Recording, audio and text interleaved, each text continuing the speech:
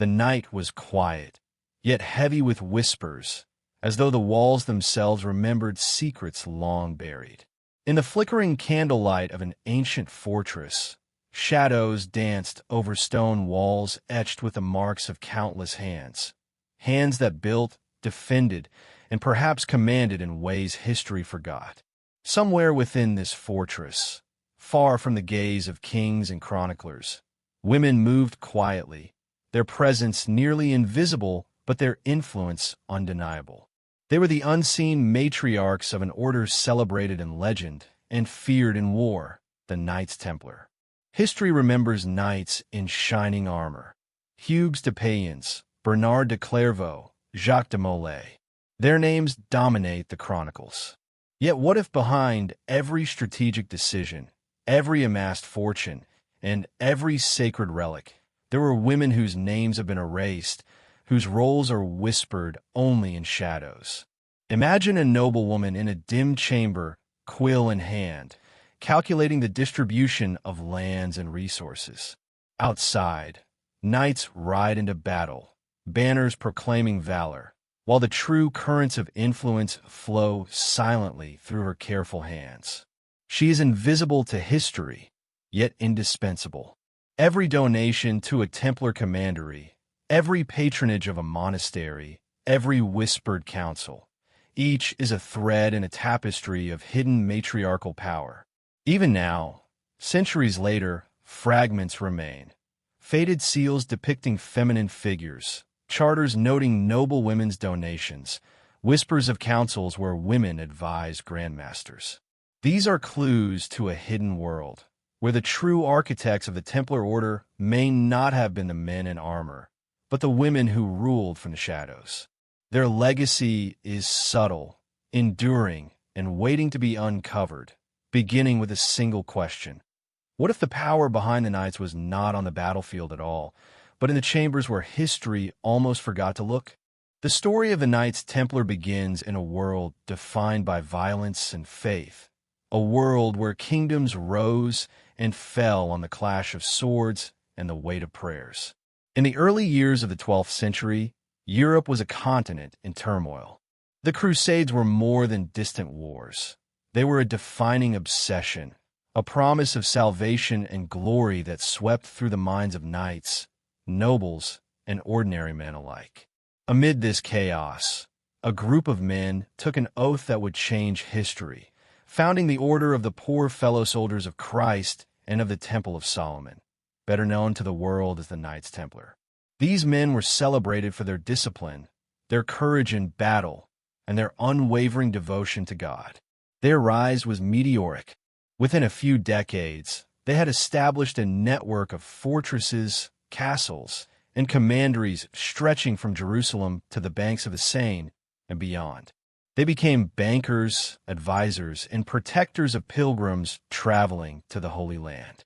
The Templars were everywhere, and their influence seemed absolute, a combination of military prowess, religious authority, and financial ingenuity that the world had never seen before. But in all the chronicles, the songs of heroes, and the records of kings, there is one striking absence.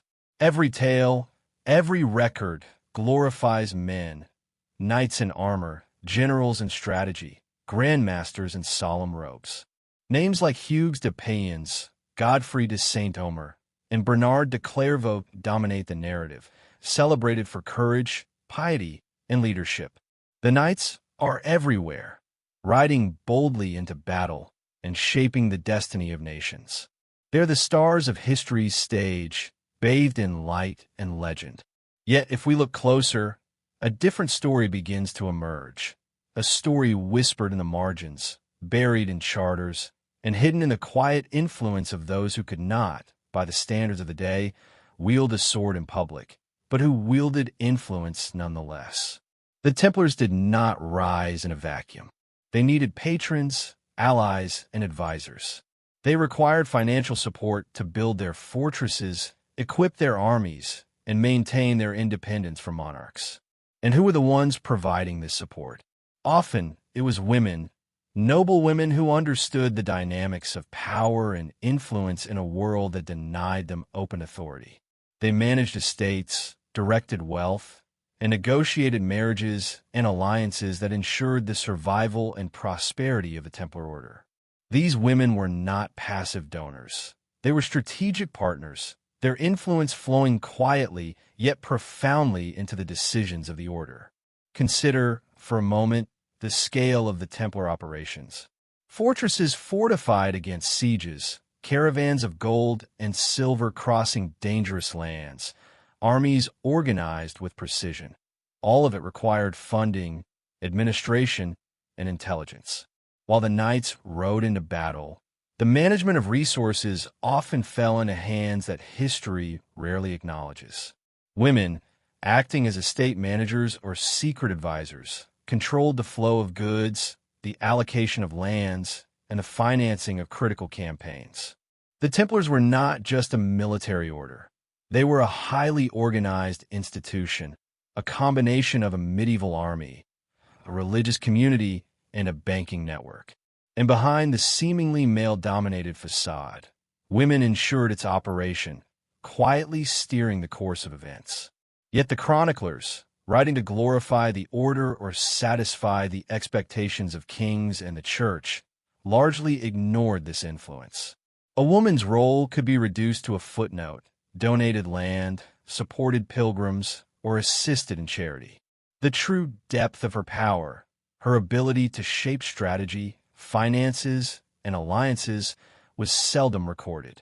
It is in these silences, these deliberate omissions, that the first glimpses of hidden matriarchs appear.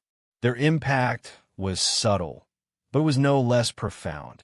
Even the grandmasters, the celebrated leaders of the order, may have depended on counsel that never made it to the public record. Letters and secret communications hint at networks of advice and patronage that reached far beyond what the historians of the time cared to acknowledge. A noblewoman in Paris, a countess in Champagne, or a wealthy widow in Jerusalem could influence where knights were deployed, which fortresses were prioritized, and how vast sums of wealth were distributed across Europe and the Holy Land. It was a form of power that did not require a sword or a knightly vow. It required foresight, intelligence, and the ability to navigate the subtle currents of politics and faith. And so, while the knights captured headlines with heroic deeds, the women behind the scenes orchestrated the very foundation upon which those deeds were possible. They were the silent architects of strategy and survival. Their influence recorded not in chronicles, but in land charters, donation records, and occasionally in subtle references in religious texts. Their story is a shadow history, a narrative buried beneath the noise of battle and the pomp of ceremony, waiting to be uncovered. This is the paradox of the Templars. The more celebrated their public history, the deeper the hidden truths remain. The order's strength, wealth, and influence cannot be explained by male heroism alone. Someone, or some many, worked tirelessly in the background to sustain the knights, to guide their decisions, and perhaps even to shape the order's long-term objectives. These were the matriarchs, the women history forgot to name, yet whose fingerprints can still be traced across the medieval landscape if one knows where to look. In the centuries that followed, the Templars' legacy became enshrouded in legend, conspiracy, and myth. The stories of treasure, secret knowledge, and hidden relics captured imaginations across generations. But the deeper, quieter truth, the invisible hand of women guiding an order that seemed entirely male, remains largely unexplored. As we continue our journey, we will follow these traces, piece together the fragments of evidence, and step into a world where history, power, and secrecy intertwine. The knights may have ridden into history, but the women behind them shaped the very path they took. In a world dominated by men, where the sword and the scepter were symbols of power, there existed another form of influence, quiet, deliberate, and profoundly effective.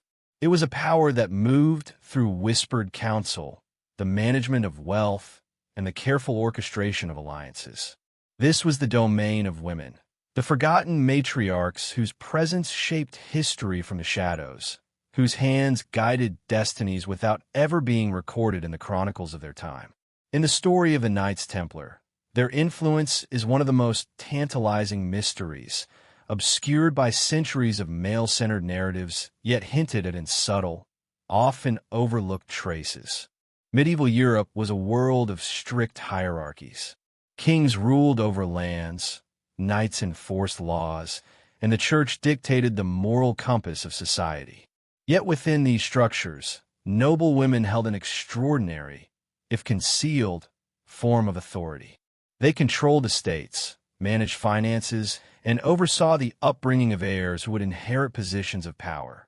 While men fought on battlefields, women negotiated, administered, and, in many cases, determined the flow of wealth and resources that made military campaigns possible. Their influence was often indirect, cloaked in the social conventions of the day, but it was no less real. In fact, some historians argue that the subtlety of this influence made it more enduring, allowing women to shape the course of events without attracting the scrutiny and hostility that male ambition often invited. Among the Templars, this hidden influence may have been particularly potent. The order required vast sums of money to maintain fortresses, equip armies, and sustain their operations across continents. Wealthy patrons were essential to this system, and many of these patrons were women. They donated lands, funded expeditions, and ensured that the Templars remained financially independent from the whims of kings and popes. Their generosity was not merely charitable, it was strategic. Through their contributions, they exerted subtle control over the order's priorities, shaping decisions from a distance, guiding which missions were undertaken, which strongholds were reinforced, and even which alliances were forged in the treacherous political landscapes of the Crusader states. Beyond their role as patrons, women acted as advisors and confidants, their insights sought in moments of crucial decision-making. Consider the noblewoman in her chamber, reading reports brought from distant lands, calculating the safest route for a caravan, or weighing the political consequences of a Templar intervention in a border conflict. Her decisions would ripple outward, affecting soldiers, commanders, and entire regions, yet history has largely ignored her presence. The chroniclers, writing under the influence of societal norms that celebrated male heroism, rarely recorded these contributions.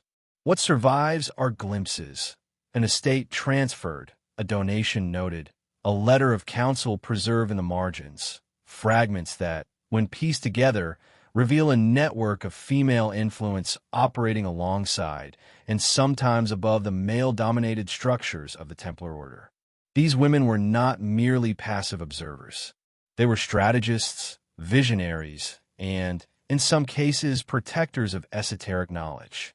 Some may have been initiates into mystical practices, holding knowledge of sacred geometry, numerology, or ritual that the knights themselves were either unaware of or forbidden to use. Others may have served as intermediaries between the Templars and other secretive societies, transmitting information and guidance that shaped the Order's long-term objectives.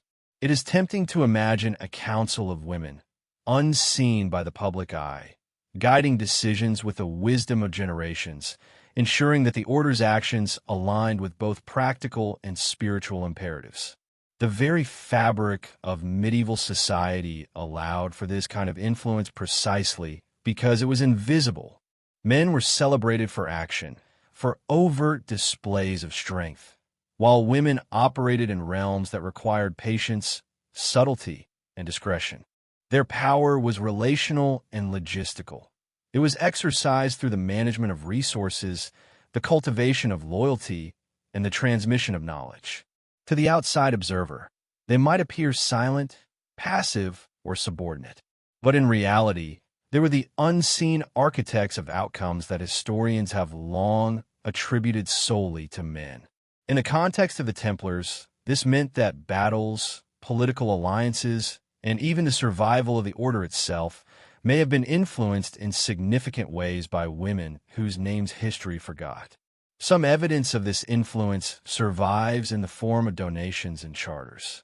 Lands granted to the Templars often came from estates controlled by widows or noblewomen, who understood that their wealth could shape the trajectory of powerful organizations.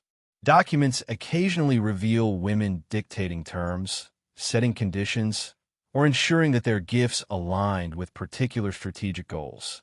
These records are often buried deep in archives, overlooked by historians who focus on male leadership, yet they hint at a sophisticated network of female patronage that sustained the Templar order through decades of turmoil.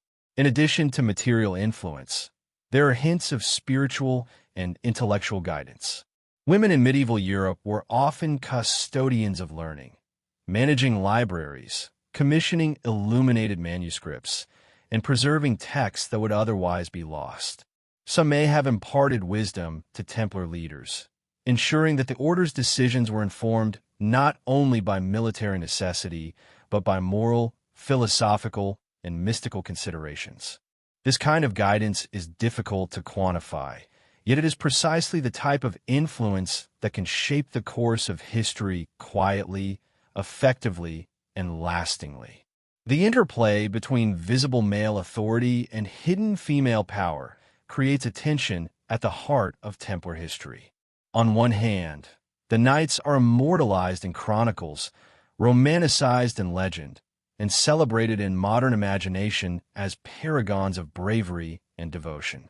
On the other, the women behind the scenes, operating from chambers, estates, and convents, exerted influence that may have been equally, if not more, critical to the order's survival and success. Understanding this dynamic requires a shift in perspective, a willingness to see power not only in swords and banners, but in the management of wealth, the orchestration of alliances, and the transmission of knowledge across generations.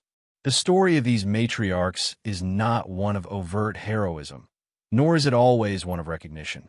It is a story of patience, intelligence, and subtle authority, woven into the very foundations of an order whose name has echoed through centuries. Their absence from mainstream history does not diminish their role. Rather, it heightens the intrigue, inviting us to look closer, to read between the lines, and to consider the possibility that the Knights Templar, celebrated as an exclusively male institution, were in fact shaped, guided, and sustained in no small part by women whose contributions were deliberately or inadvertently obscured. As we continue this journey, the traces of these matriarchs become clearer, emerging through artifacts, relics, correspondence, and esoteric hints. By examining these threads carefully, one begins to see a hidden architecture of power, a network of women operating in the shadows, yet leaving an indelible mark on history. Their story challenges our assumptions, reshapes our understanding of the Templars, and opens a doorway into a world where influence is measured not by who wields the sword, but by who directs its path. The power of the Knights Templar extended far beyond the battlefield, beyond the banners that fluttered over fortified castles, and beyond the prayers echoing in stone chapels. To maintain their sprawling network of fortresses, to sustain armies on distant crusades, and to navigate the complex politics of medieval Europe, the Templars relied on a system that was as intricate as it was secretive, their funding networks. And at the heart of these networks, often overlooked by history, were women, patrons, benefactors, and silent strategists whose influence was felt in every ledger, every donation, and every deployment of resources. Consider the scale of this operation. Commanderies scattered across France, England, the Holy Land, and the Iberian Peninsula needed constant support. Gold, silver, arms, and provisions had to be transported across treacherous lands, protected from bandits, pirates, and rival armies. Pilgrims relied on safe passage provided by these fortresses. Money flowed constantly, and with it, power. Those who controlled the purse strings could shape priorities, influence decisions, and, in subtle ways, guide the order's destiny. The men in armor were visible and celebrated, but the women managing this flow of wealth often remained invisible.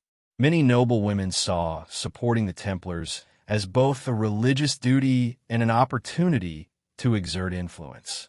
By donating lands or estates, they provided the order with a steady income, securing their own spiritual legacy while subtly shaping the Templars' operations. These estates were not mere tokens of charity. They were strategic assets, producing income, manpower, and political leverage. The women who controlled them understood this perfectly. A carefully placed donation could ensure that a particular commander received additional resources, that a certain fortress was reinforced, or that a mission aligned with their broader political or familial interests. Letters and charters from the period occasionally survive, hinting at these hidden dynamics. A widow transferring control of her lands might stipulate that the Templars use the proceeds to protect a particular town or maintain a specific route for pilgrims. A countess funding an expedition could request that certain allies be supported or that the order's focus remain in a region critical to her family's interests. The language of these documents is often formal and restrained, but beneath the surface lies a sophisticated exercise of power. Through the careful management of resources, women shaped the order in ways that were invisible to contemporary chroniclers. Even more fascinating is the subtlety with which these women operated. Unlike the knights who displayed their power openly through banners and battle, these matriarchs wielded influence quietly, through networks of trust, patronage, and obligation. A gift to the Templars could create loyalty among commanders. A well-timed donation might alter the course of a siege or the route of a pilgrimage. Wealth became a tool, a weapon in a world that denied women overt authority, allowing them to exercise control without confrontation. Some women went further, becoming intermediaries between the Templars and other powerful institutions. They negotiated on behalf of the order with kings, bishops, and other noble families, ensuring that political decisions favored the Templars' strategic objectives. Through marriage alliances, estates, and inheritances, they connected the order to networks of influence that spanned Europe and the Levant. In essence, while knights fought battles with sword and shield, these women fought battles of wealth, diplomacy, and strategy, shaping the world in ways that were far more enduring than any military victory. It is also important to recognize that this influence was not merely transactional. Many of these women were deeply invested in the spiritual mission of the Templars. Supporting the order was a way to ensure the protection of pilgrims, the defense of holy sites, and the fulfillment of religious vows. Yet their contributions carried a dual significance. They secured both the spiritual salvation of the donor and the practical survival of the order. The blending of piety and pragmatism allowed these matriarchs to exercise considerable sway over the Templars' priorities, often aligning religious purpose with strategic foresight. Artifacts, though rare, provide glimpses of this hidden power. Manuscripts commissioned by noblewomen frequently contain dedications to the Templars, sometimes accompanied by elaborate marginalia or symbolic motifs that suggest oversight or guidance. These were not merely acts of devotion. They were subtle assertions of authority. By funding the creation of religious and operational texts, women inserted themselves into the intellectual and spiritual framework of the order, leaving a mark that, though obscured, is still detectable to those who search carefully. The Templars themselves were aware of the importance of these networks.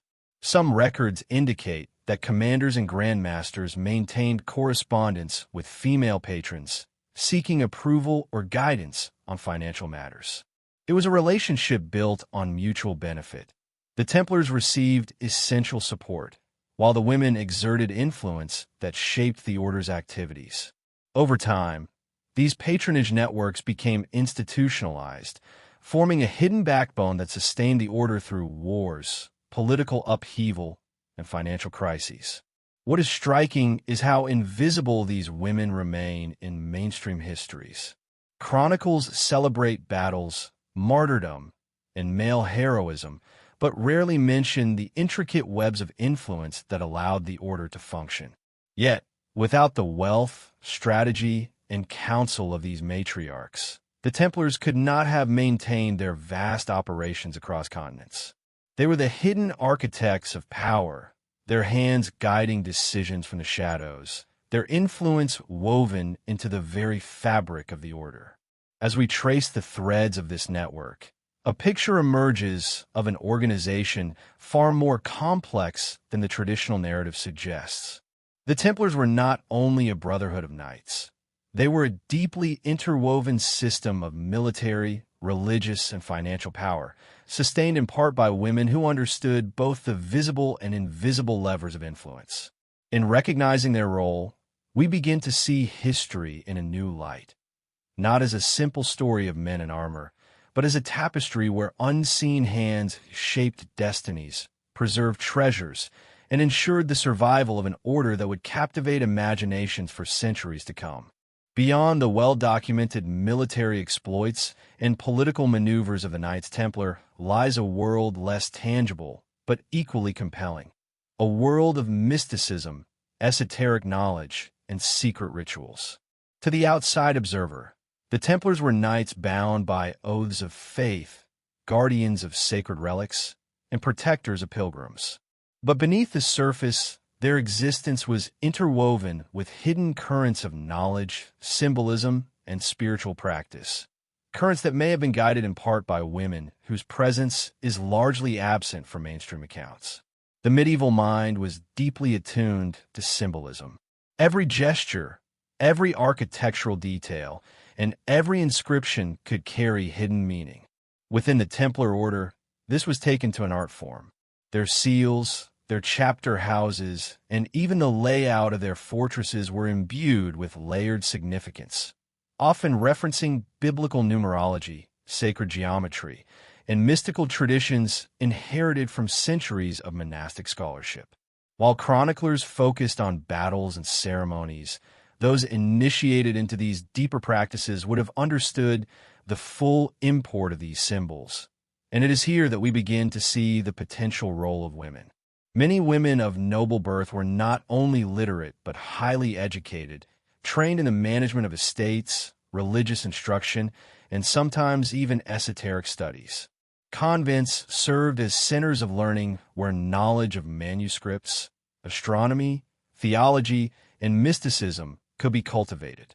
Some of these women were patrons of religious and scholarly orders, commissioning texts and preserving sacred knowledge. It is entirely plausible that a woman of intellect and piety, connected to the Templars through family or political ties, could have been a custodian of esoteric wisdom, advising or influencing the order's use of symbols, rituals, and sacred relics. Consider the famous Templar seals, which often feature a pair of knights on a single horse. The surface-level interpretation is simple: brotherhood, humility, and devotion. But some researchers suggest deeper meanings, allegories of duality, the balance between visible and hidden forces, and hints at teachings accessible only to the initiated. In this context, women, often adept in symbolic interpretation and mystical practice, could have played a subtle yet critical role in shaping the intellectual and spiritual frameworks of the order. Their influence may have been encoded in ways invisible to the ordinary observer, but unmistakable to those trained to read the language of the sacred. Illuminated manuscripts offer another window into this hidden world. Many surviving documents feature intricate marginalia, symbolic motifs, and diagrams whose purpose remains partially obscured. Noblewomen frequently commission these works, often dedicating them to religious orders or specific Templar houses. While ostensibly acts of devotion, these commissions may also have functioned as vehicles of influence, transmitting esoteric knowledge, moral instruction, and strategic guidance in ways that were subtle yet profound. The very act of commissioning such a manuscript was a demonstration of intellectual authority, placing women at the heart of the Templars' mystical and operational life. Rituals within the order also hint at hidden layers of knowledge that may have intersected with female influence. Initiation ceremonies, codes of conduct, and sacred observances were designed not only to instill discipline, but to cultivate an understanding of spiritual truths. While men were trained in martial skill and religious devotion, the transmission of esoteric knowledge may have been guided by those outside the immediate brotherhood, women with insight into theology, numerology, or mystical philosophy. These matriarchs could have ensured that the Templars were not only warriors, but carriers of a deeper spiritual legacy, bridging the visible and invisible realms. The Templars' connection to relics, such as fragments of the true cross or sacred cups, further amplifies this theory. Relics were not mere trophies.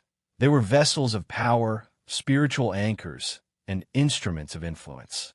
The women who facilitated their transfer, preservation, or interpretation may have wielded authority over the order's most sacred possessions. Through these acts, they inserted themselves into the spiritual and symbolic heart of the Templars, shaping decisions that were both practical and metaphysical. Their involvement challenges the notion that the order's spiritual life was exclusively male-driven. Even the architecture of Templar sites suggests hidden layers of meaning. Commanderies and fortresses were built with precise orientation, symbolic proportions, and hidden chambers. While ostensibly designed for defense, these features often reflect deeper knowledge of sacred geometry and ritual practice. Women involved in the design, patronage, or supervision of these projects could have contributed not only to their practical construction, but to the embedding of mystical and esoteric knowledge into the very stones of the buildings. Their fingerprints, subtle yet enduring, remain in the spaces where knights lived, prayed, and trained. The potential involvement of women in the esoteric currents of the Templars also intersects with the broader intellectual and mystical networks of medieval Europe. Convents, monasteries, and scholarly courts often exchanged knowledge, manuscripts, and ideas across regions. Women who managed these networks could have acted as intermediaries, transmitting insights that informed the Templars' rituals, strategies, and philosophies. They were bridges between the visible order of knights and the hidden world of sacred knowledge, a conduit through which wisdom flowed, unrecorded but essential. By tracing these subtle connections, we begin to see the Templars not merely as a military religious order, but as a complex organism sustained by multiple layers of authority, visible and invisible. Men wielded swords and led armies, but women may have guided the order's intellectual, spiritual, and symbolic life. Their influence was not flamboyant. It was embedded in the very structure of the organization, in the decisions about which manuscripts to commission, which symbols to emphasize, and which rituals to preserve. The deeper one delves, the more compelling the narrative becomes. The Templars were a brotherhood sworn to secrecy, yet their survival and success relied on women whose power was exercised quietly, strategically, and often invisibly. They were financiers, advisors, patrons of knowledge, and guardians of mystical traditions. Their influence challenges the conventional, male-centered history of the order, revealing a hidden architecture of authority where intellect, spiritual insight, and subtlety rivaled the force of arms. As we continue our exploration, these esoteric currents will become threads connecting the visible and invisible, the documented and the hidden. Through artifacts, symbols, and records, the story of women guiding the Templars' mystical life emerges slowly, like a shadow stepping into the light.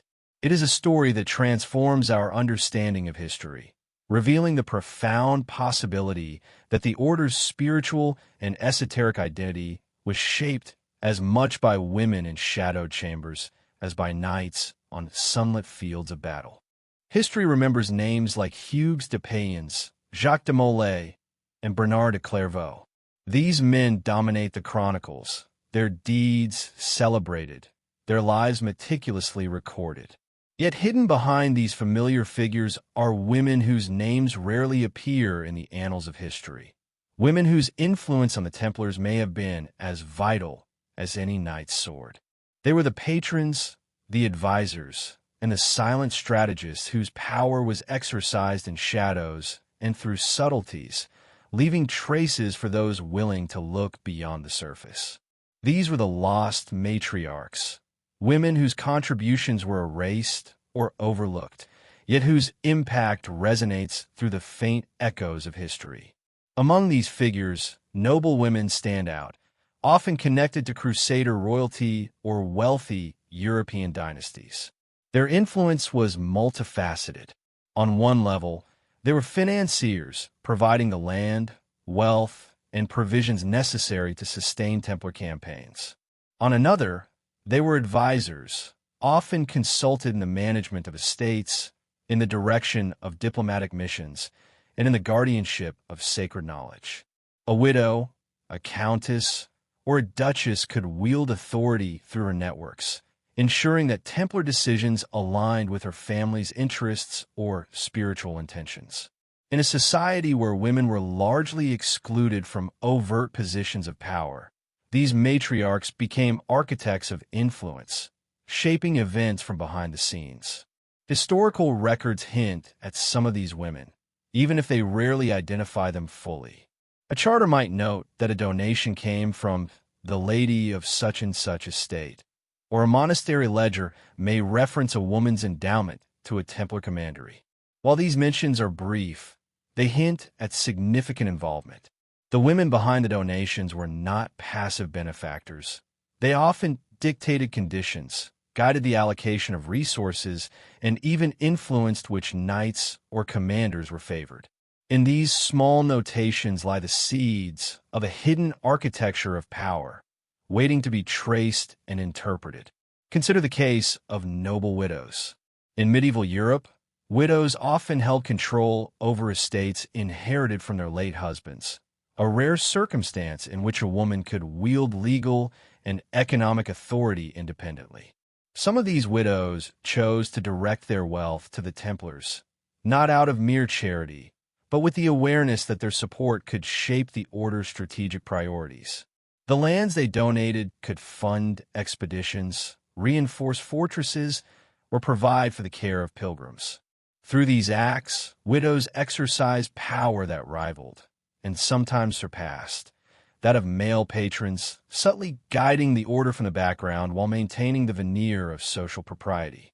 Other matriarchs may have operated more discreetly, their influence transmitted through familial networks and marriage alliances.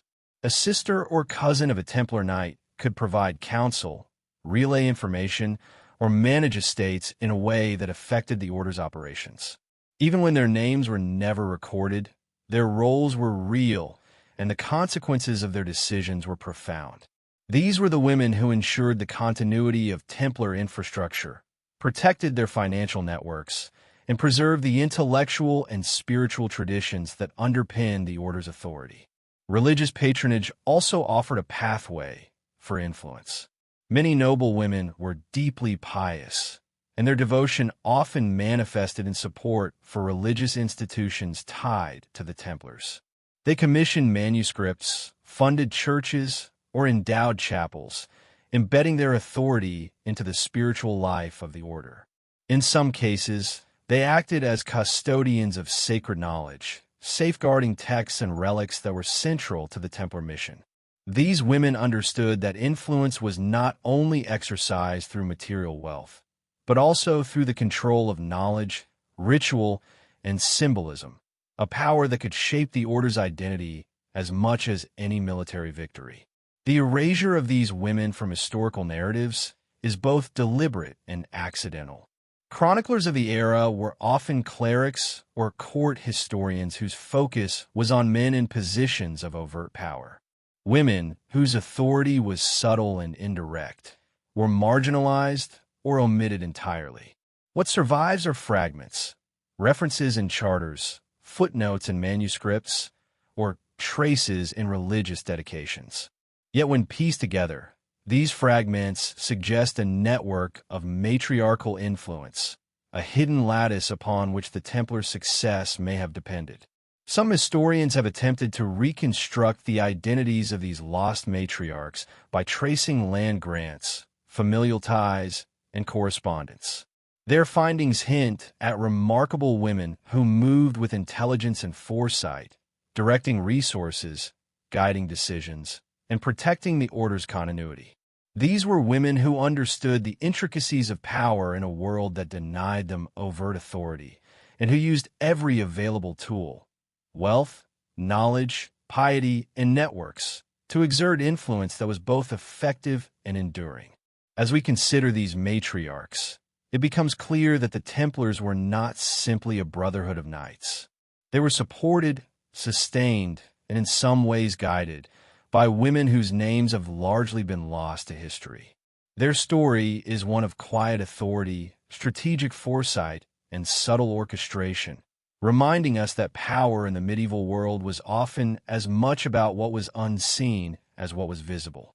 In tracing their legacy, we begin to uncover a hidden dimension of the Templar narrative, one in which women were not bystanders, but essential architects of an order whose influence stretched across continents and centuries. These lost matriarchs challenge our assumptions about history, revealing that the grand narratives of knights and battles tell only half the story. The other half lies in shadowed chambers, in ledgers and charters, in manuscripts and relics, where women exercised authority, guided decisions, and shaped the destiny of one of the most famous orders in history. To understand the Knights Templar fully, we must acknowledge these hidden figures, recognizing that the power of women, though obscured, was as real and as decisive as any sword carried into battle. Art and iconography are the silent storytellers of history, preserving narratives that words alone often fail to convey. In the case of the Knights Templar, much of their legacy is captured not in chronicles, but in the symbols etched into their seals, manuscripts, and architecture. At first glance, these images appear straightforward. Knights on horseback, crosses emblazoned on banners, and religious scenes reinforcing piety and devotion.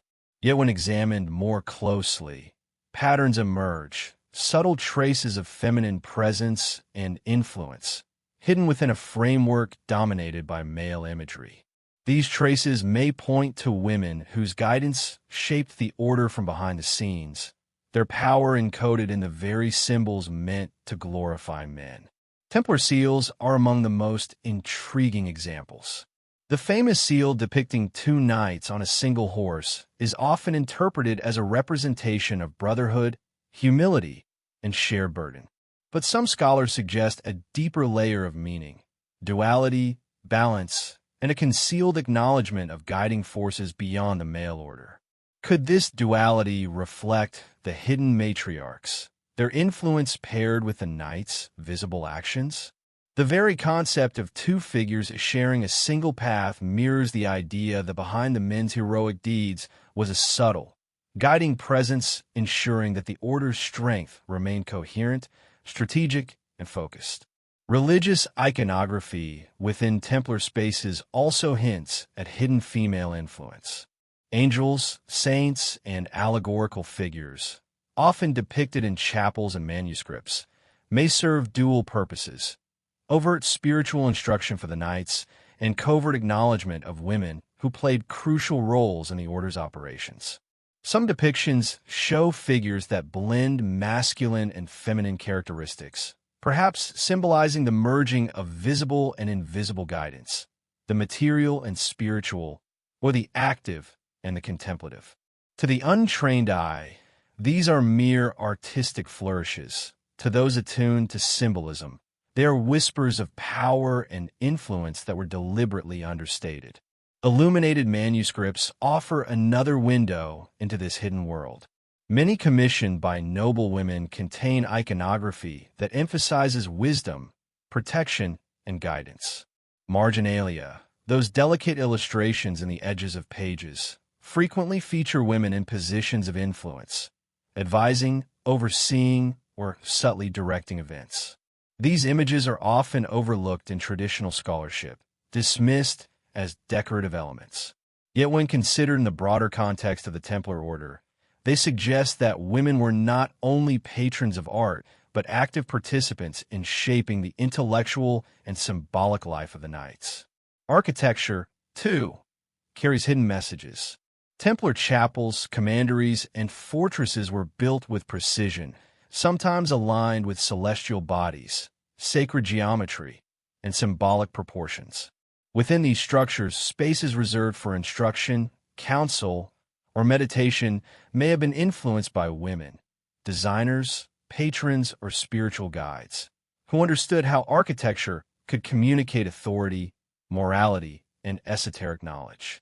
A column, a relief, or a stained glass window could encode instructions, guidance, or warnings meant for those initiated into the Order's deeper mysteries. These subtle cues suggest an intellectual and symbolic collaboration between men and women, one largely erased from conventional histories. Some scholars argue that the prevalence of Marian imagery, the Virgin Mary and other female saints, within Templar spaces may also reflect matriarchal influence. At a time when female figures in religious art were often confined to passive roles, the Templars' frequent use of these images may hint at a more active, guiding presence behind the scenes. Noblewomen, deeply connected to the Order through family ties, patronage, or spiritual commitment, may have advocated for these representations, embedding a subtle acknowledgement of their own power and influence within spaces otherwise dominated by male authority. Even small, seemingly insignificant symbols may carry weight. Fleur-de-lis motifs, certain knots, and recurring feminine shapes embedded in heraldry, seals, and manuscripts may all point to networks of women whose presence was never overtly acknowledged. These motifs could serve as silent markers of influence, tracing lines of guidance, ownership, or patronage invisible to the casual observer but clear to those attuned to the hidden codes of medieval art. In essence, every line, curve, and figure could act as a signature, a quiet testament to women shaping events without ever stepping into the public record. Moreover, these symbols often appear in combination with esoteric elements, geometric patterns, numerological designs, or cryptic inscriptions, further reinforcing the possibility of female guidance in the Templars' spiritual and intellectual life. Women, educated in convents and familiar with theological and mystical traditions, may have understood these symbolic languages and employed them to influence the Order's philosophy, rituals, and priorities. Their subtle authorship of such imagery represents a form of power as enduring and sophisticated as any military command. The act of encoding influence in art and architecture had multiple advantages. It allowed women to exert authority without violating social norms that restricted their public agency. It provided a medium for long-term guidance, preserving wisdom and strategy for future generations. And it maintained secrecy, ensuring that only those initiated or perceptive enough could discern the true meaning. In a world obsessed with overt demonstrations of male heroism, this form of influence was revolutionary in its quiet effectiveness. In tracing these hidden symbols, a pattern emerges. The Templars' world was not as exclusively male as it appears. The knights carried swords and commanded armies, but women shaped the Order's intellectual, spiritual, and symbolic frameworks. They guided decisions, preserved sacred knowledge, and embedded their authority in art, architecture, and manuscripts. Their power was subtle, often overlooked and deliberately understated, but it was no less real.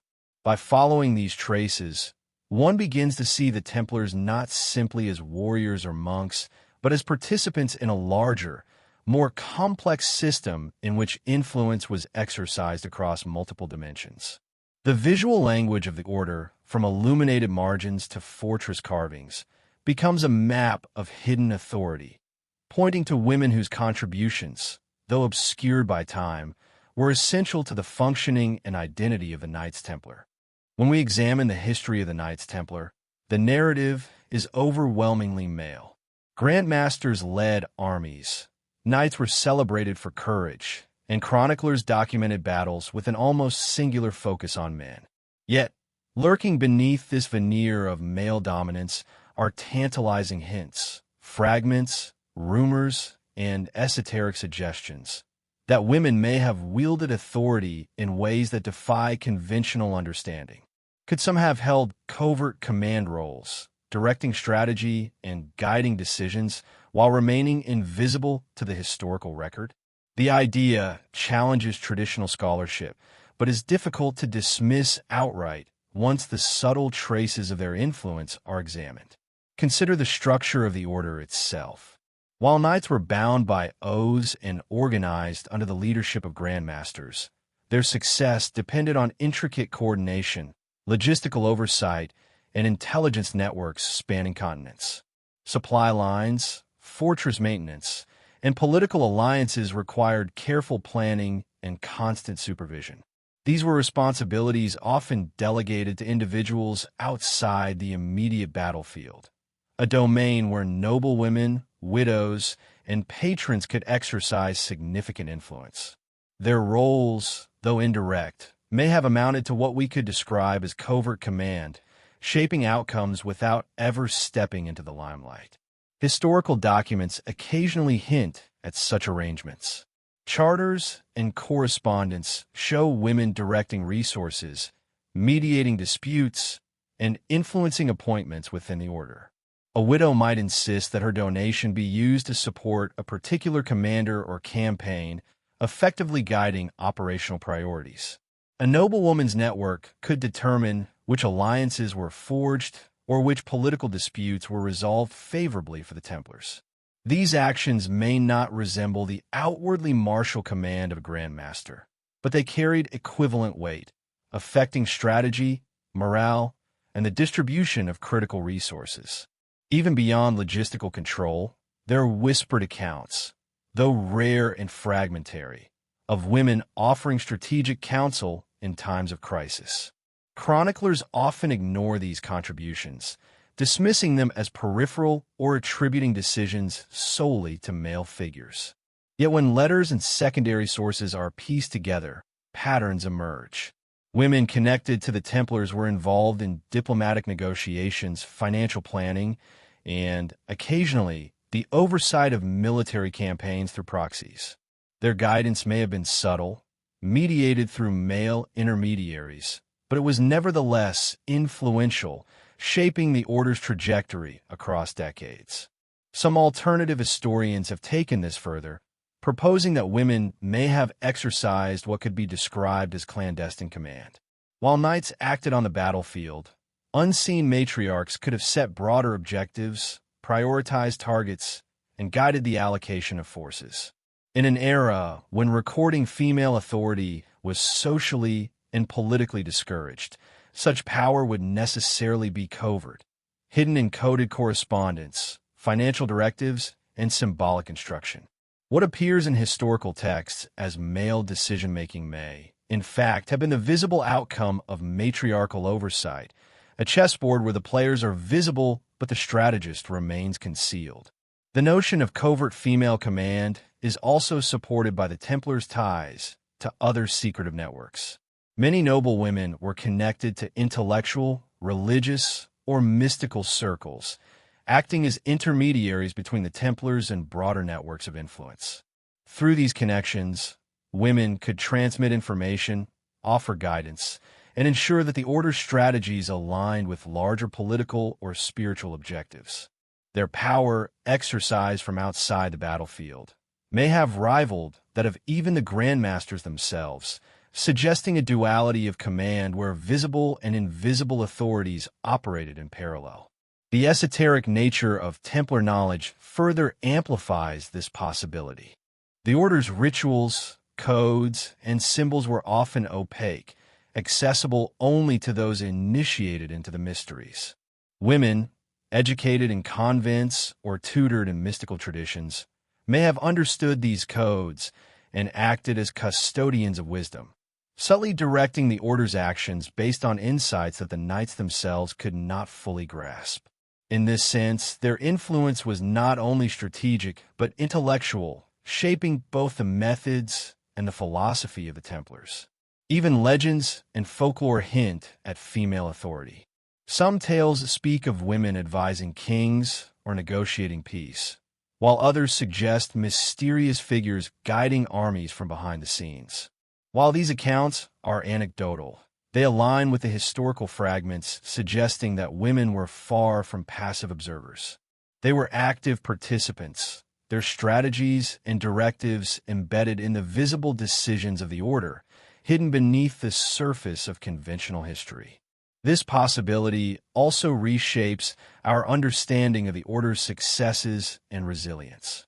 The Templars survived political intrigue, coordinated attacks, and complex crusading campaigns across continents. Such survival required not only bravery on the battlefield, but foresight, planning, and resource management. It is increasingly plausible that women, operating in covert roles, contributed significantly to this resilience, ensuring that the order could respond to crises, maintain alliances, and preserve its wealth and knowledge. Their influence, subtle and strategic, may have been one of the most powerful tools in the Templars' arsenal. The suppression of evidence complicates matters. When the order was disbanded in 1307, records were deliberately destroyed, obscuring not only the activities of male leaders, but also the involvement of women.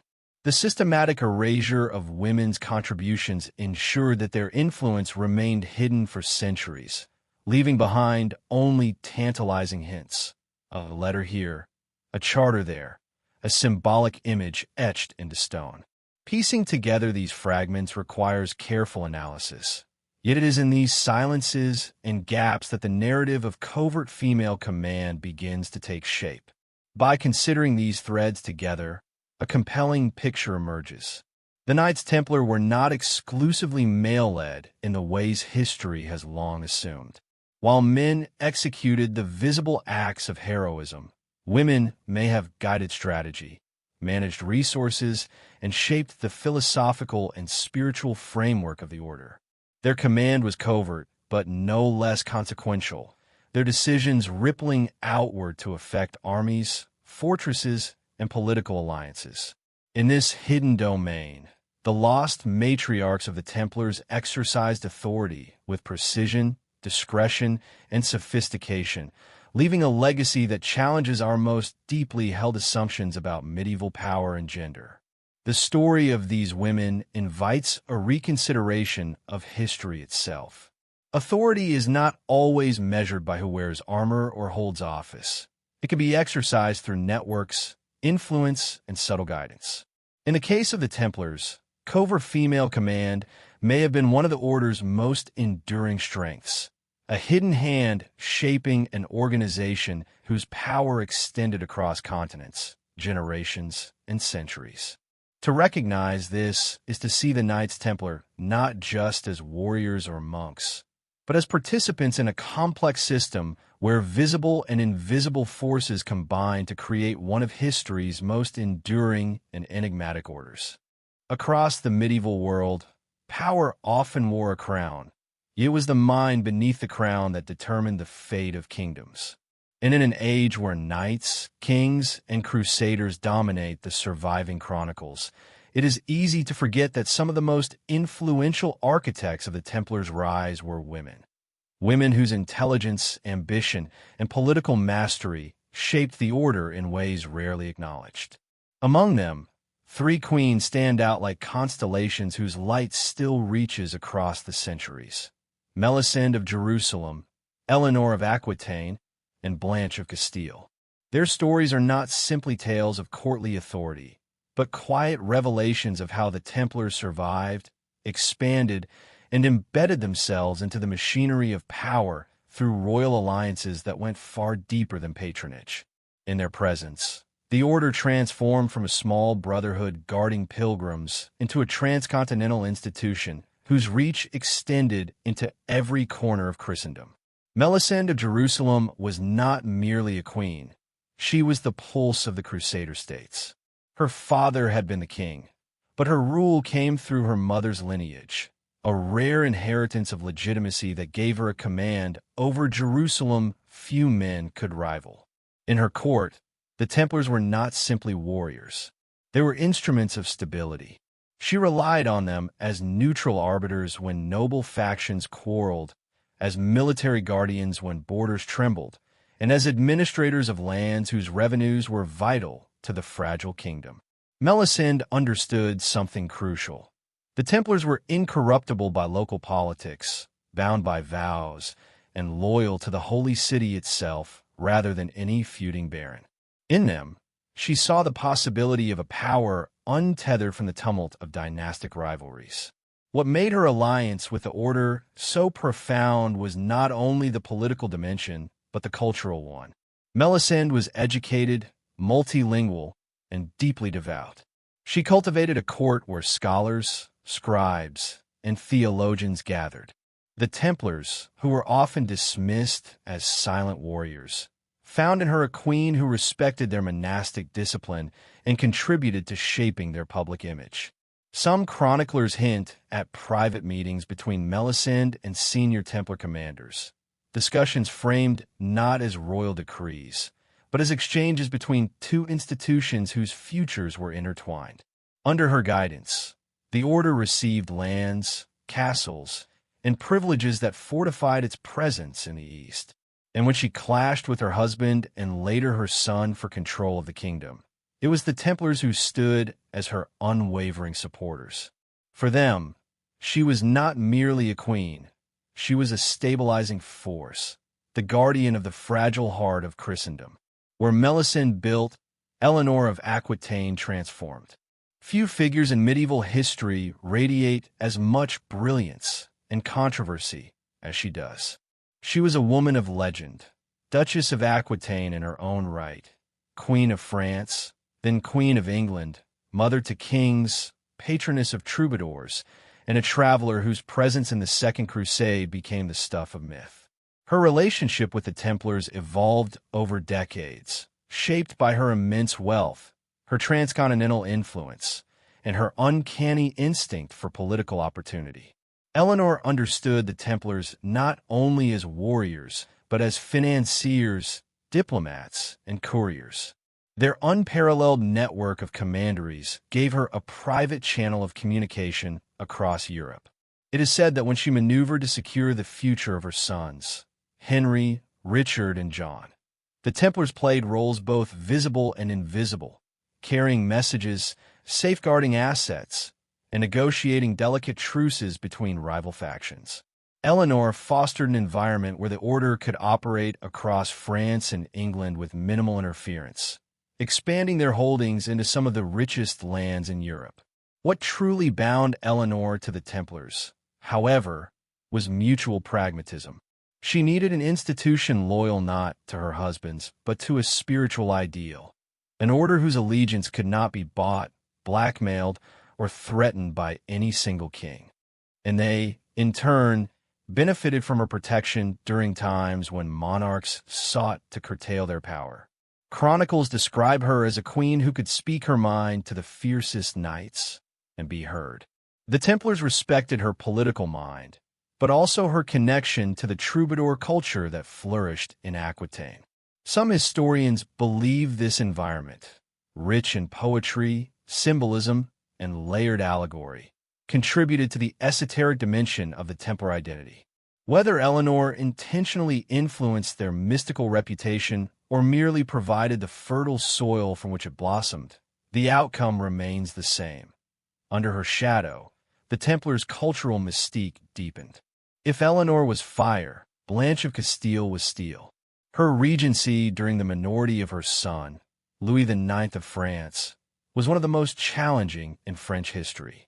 Surrounded by rebellious nobles, foreign enemies, and economic strains, Blanche wielded her authority with uncompromising precision. And at the center of her political strategy were the Knights Templar, the only institution she trusted completely.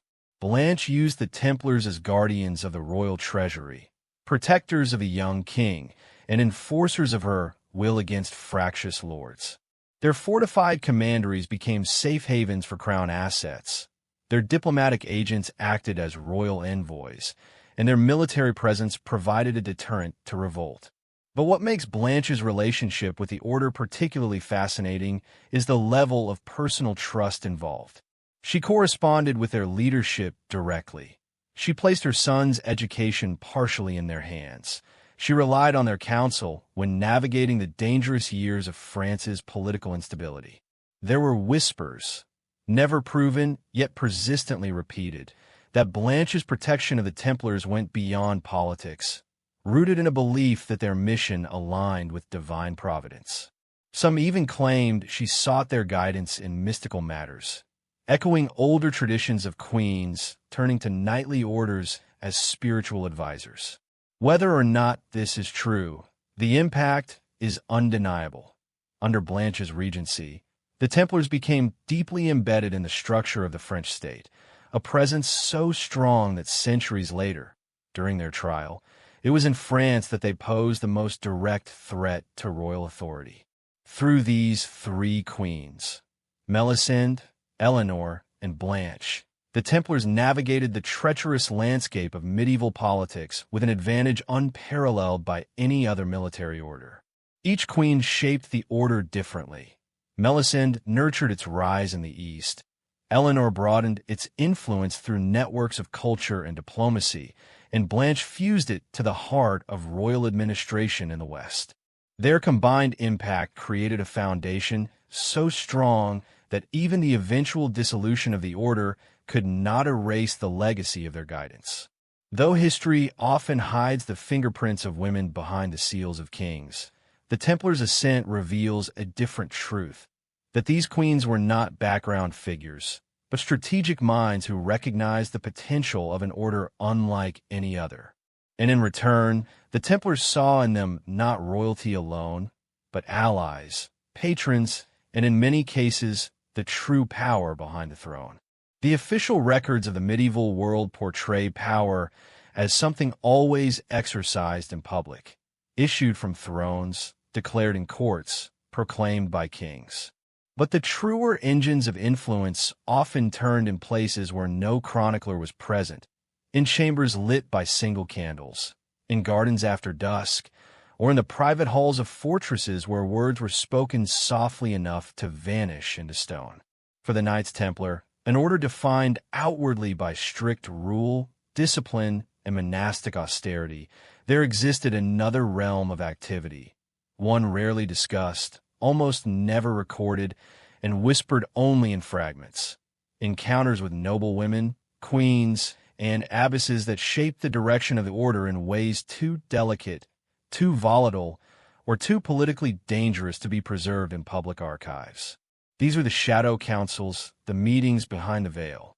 It began with a simple truth understood by every kingdom in Europe. The Templars lived outside the traditional hierarchy. They answered neither to local lords nor to kings, but directly to the Pope. That independence created opportunity. If a powerful woman wished to act beyond the control of her husband, her father, or her male advisors, the Templars provided a channel, a safe one, discreet and bound by oaths older than the kingdoms they served. What passed between them rarely produced documents. What did survive came from letters later burned, testimonies spoken under duress, or chronicles written generations after the fact. And yet the pattern is unmistakable. There were gatherings held in the royal courts of France, where queen's attendants were excused earlier than usual, and Templar envoys entered through side corridors meant for servants. There were meetings in stone-walled chambers of Iberian fortresses, where highborn widows discussed land transfers not yet approved by their families. And in the Holy Land, there were nights when a Templar commander, dusty from the road, was ushered into a palace through a postern gate, his arrival witnessed only by a handful of trusted guards and a servant sworn to silence. These encounters were not romantic fantasies nor secret liaisons. They were strategic conferences, each shaped by the tension between a woman's influence and the narrow confines of medieval society. Many noblewomen held titles, wealth, and intelligence that rivaled any man's, yet their ability to act was often restricted. The Templars, seen as incorruptible and bound by vows, offered a safe conduit through which they could maneuver. In these private councils, decisions were made that publicly appeared as mere coincidences, yet the timing was too precise to be accidental. Some chroniclers hint at a gathering in Champagne in the mid-12th century where several women of the region assembled under the guise of a charitable function. In reality, they were negotiating with Templar officers the protection of trade routes that had become dangerously unstable. Their husbands were at war, and the Templars possessed the only disciplined force capable of securing the caravans that carried their estates' revenues. No treaty from that meeting survives, yet the sudden stabilization of the region's roads is recorded in local merchant accounts. In the Languedoc, a region already steeped in mystery and spiritual heterodoxy, the shadow councils took a different form. After sundown, in the great halls of Occitan castles, its noble women, many educated, many sympathetic to mystical traditions, held long conversations with Templar commanders over matters neither strictly political nor entirely religious. What they discussed remained speculative, but the unusual alignment of Templar activities with the interests of certain families suggests more than coincidence. In one case, a castle belonging to a prominent noblewoman was spared during regional conflicts, not because of its defenses, but because the Templars intervened diplomatically. Whether she requested this in a private meeting or whether they acted in anticipation of her support is unknown. The effect, however, is unmistakable. Even more mysterious are accounts from the Holy Land. Several Crusader-era letters mention a midnight conference held in Jerusalem between a group of noble women, likely members of the Queen's household and senior Templar officers. The letters are cryptic, providing no details, but they refer to a matter described only as the concern of the tower. Historians have long debated the meaning, perhaps a reference to the Tower of David, or perhaps a metaphor for the stability of the kingdom itself. Whatever its topic, the meeting clearly carried weight. Within weeks, the Templars had mobilized to secure outposts near Jerusalem, and a prominent noblewoman's estate was placed under their protection. But some of the most intriguing accounts come from Latin nuns' chronicles. In certain convents, Templar knights visited not as soldiers, but as messengers and advisors, discussing financial matters, legal disputes, and even spiritual concerns. The nuns recorded that these meetings always occurred away from the main hall, in small side rooms where the abbess could ensure privacy. These sessions often preceded major land transfers or the sudden appearance of Templar guardians around vulnerable convents. The abbesses, though bound by vows, were women of formidable influence, managing estates, educating noble daughters, and acting as spiritual authorities. Their collaboration with the Templars suggests a deeper network of female clerical power woven into the order's operations. Despite this, not all encounters were fueled by mutual cooperation. In some regions, the shadow councils were forums of negotiation, where women attempted to push back against Templar expansion. Noble widows, in particular, found themselves vulnerable to the order's growing appetite for land. When a widow lacked a powerful male heir, the Templars might approach her with offers of protection that carried implicit pressure. And yet, in many cases, these women proved equally shrewd, demanding concessions, insisting on lifetime guarantees, or leveraging their influence at court to maintain autonomy. These interactions, subtle and tense, reveal a world where power was often balanced on a knife's edge. What makes these meetings so compelling is the intimacy of influence they reveal. The Templars, armored and disciplined, appear here not as distant warriors, but as negotiators, advisors, and confidants. The women who met with them were not passive figures, but active participants in shaping the fate of their lands, their families, and sometimes entire kingdoms. Together, they formed alliances that could not be declared publicly, yet shaped the political landscape. In the dim candlelight of these hidden councils, decisions were made that echoed through generations. Armies marched because of conversations recorded only in memory. Fortresses were spared because of whispered agreements. And the Templars grew, not merely through conquest or piety, but through the quiet partnerships forged behind closed doors, in the spaces where women held power that history later chose to overlook. Across Europe, in the quiet corners of cloisters where sunlight filtered through narrow stained-glass windows and dust drifted like drifting prayers, lay archives that no king ever catalogued and no monk ever fully understood. These were convent libraries, repositories of memory guarded by women whose vows of silence were deeper than any oath taken by soldiers.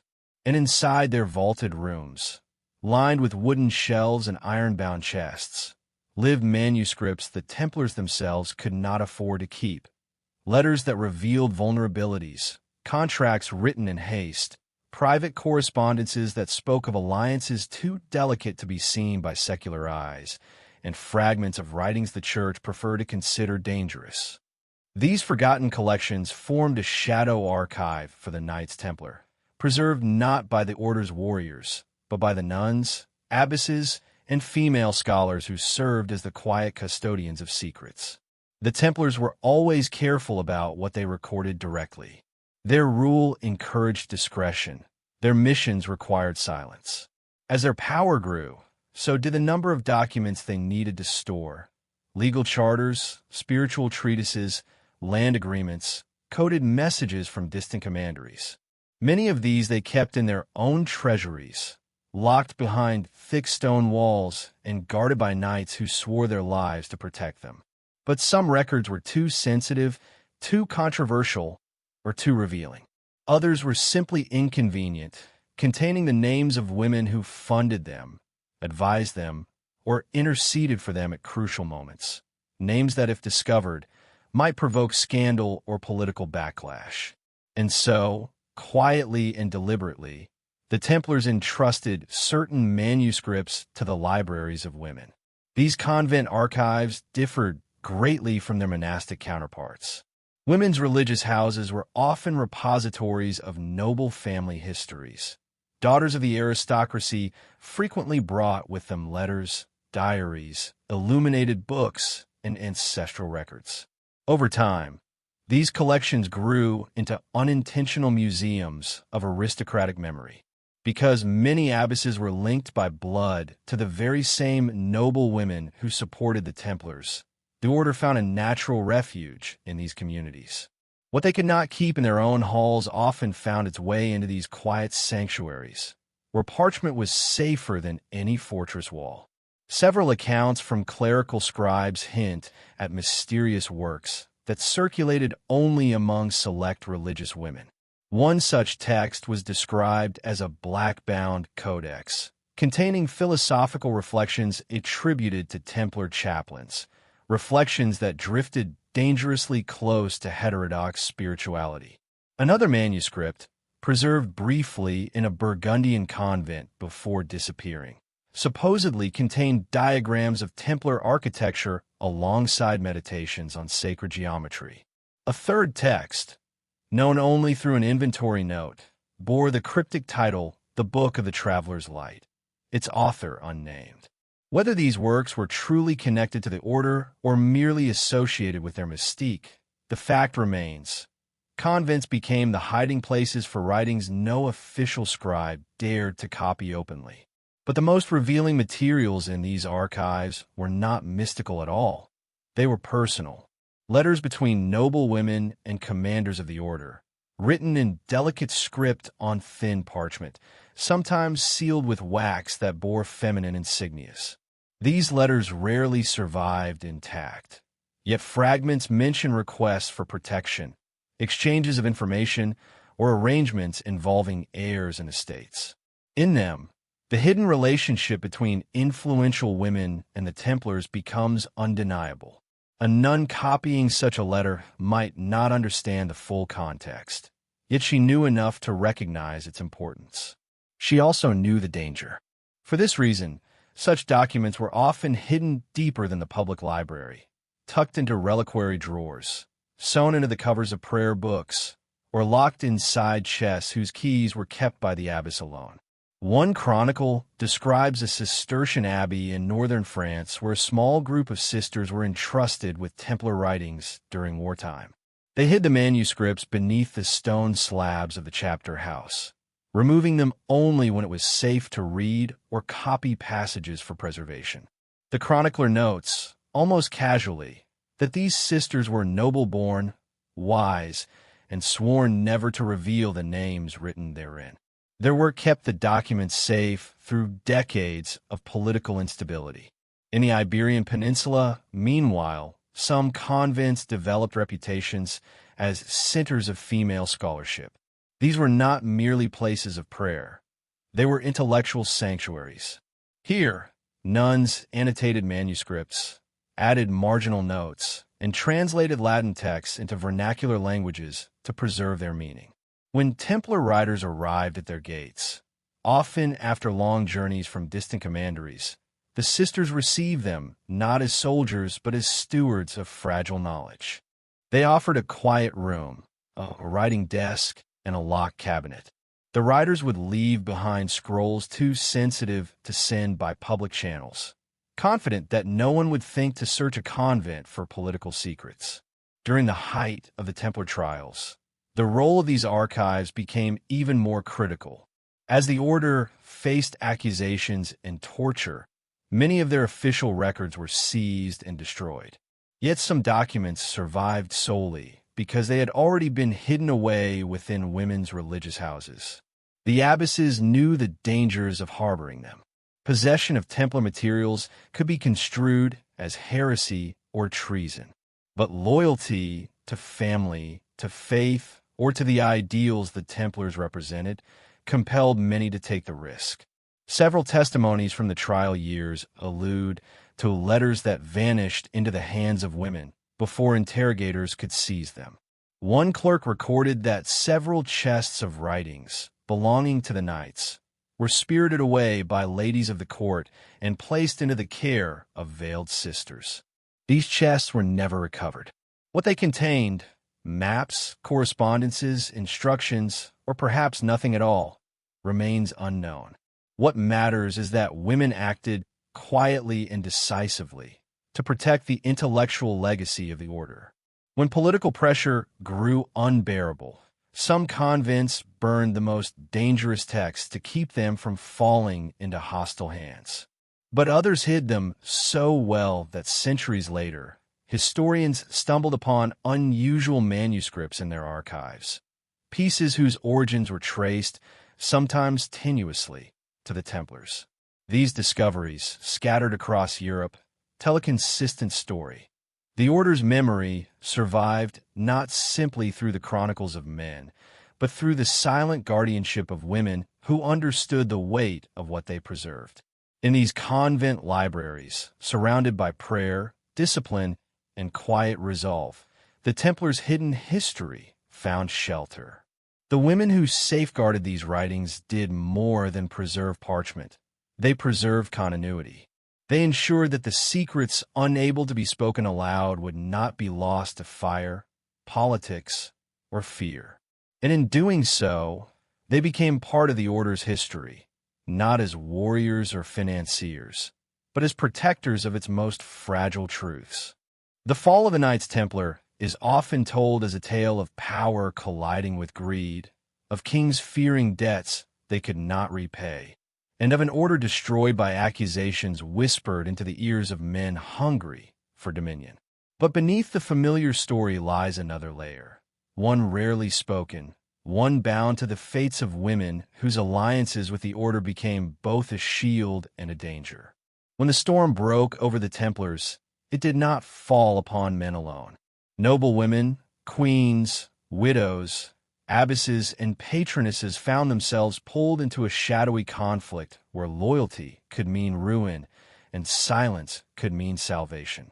And in the dark months leading up to the arrests, their choices changed the fate of exiled knights, vanished documents, and properties that slipped like smoke through the fingers of kings. The warning signs appeared gradually.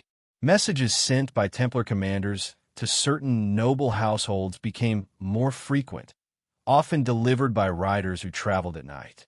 Land stewards loyal to influential women began noticing unusual behavior. Templar officials arriving unannounced, examining storage rooms, studying escape routes, and discreetly reinforcing walls. Some noble women had the sense that something catastrophic was coming long before the dawn of that fateful October morning when the King of France ordered the mass arrests. They did not know the charges, but they recognized fear when they saw it in the eyes of men who had once faced armies without trembling. There were rumors circulated in court circles long before the official accusations were drafted. The king was restless, irritated, trapped in debt. His advisors muttered about the Templars' growing independence, their wealth, their refusal to bend to royal authority. Some women at court heard these whispers and immediately recognized the danger.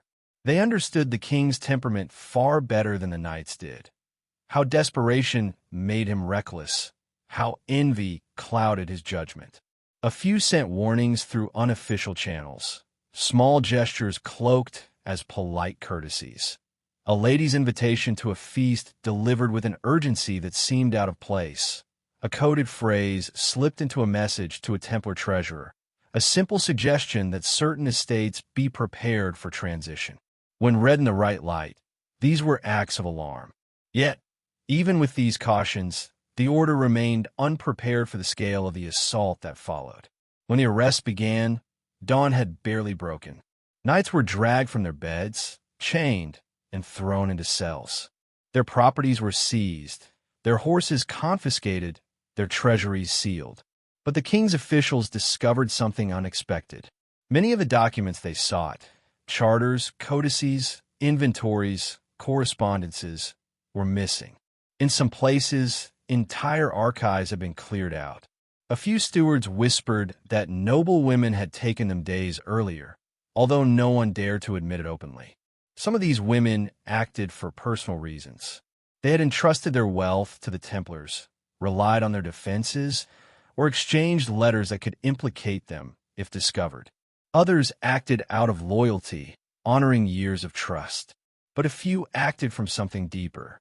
For them, the Templars represented an ideal of faith and discipline that transcended politics, a bulwark against chaos in a world dominated by war and greed.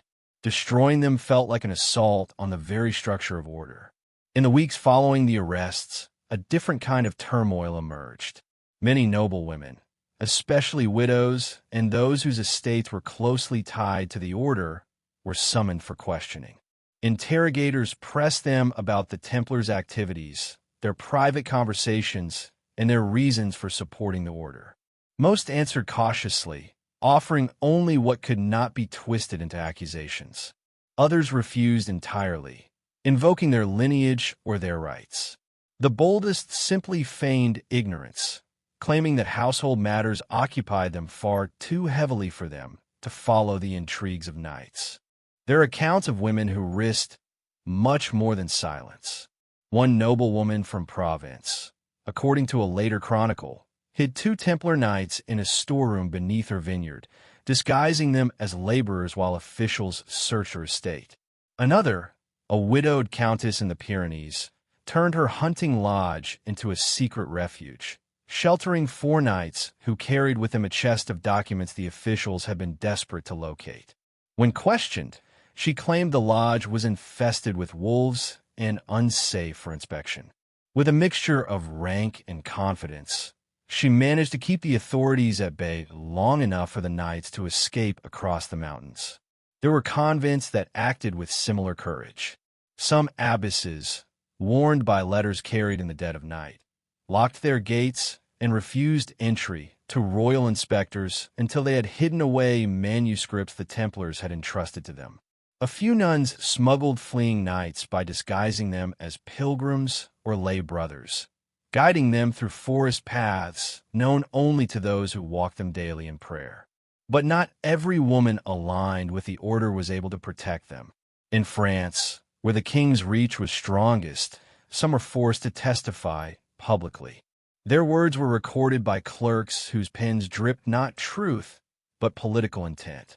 A lady's casual praise of the Templars' honesty could be twisted into an accusation of secret allegiance. A widow's explanation that the knights manage her lands could be reframed as collaboration in forbidden acts.